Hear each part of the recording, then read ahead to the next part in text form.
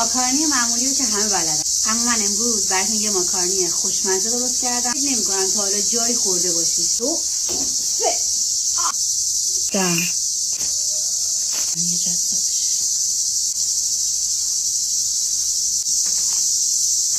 نتیجه خیلی خوب شد.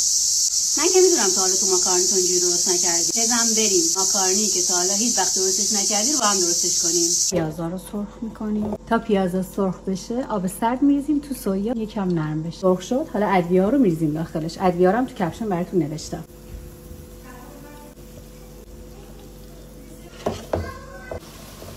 سویا هامون که خوب تفت گرفت و فلفل دلمه. گوشتا کامل نمکش کم بود. مواد ماکارونی باید شور باشه. شاب نارنج میزنیم.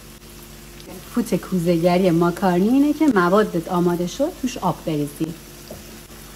من میخوام یکم پنیر چدارم بهش اضافه کنم. به نظرم خیلی خوشمزه میشه. روغن میریزیم. زردچوبه. ماکارونی رو هم نصف نمی‌کنم. چه جالب. با آب سرد شستیم. بره که دم بکشه. به نظر من ماکارونی باید چرب و چیلی باشه و ناسالم. نظر تو هم همینه؟ آرزو تو این همین کوی چرا چاق نمیشی؟ ژن خوب.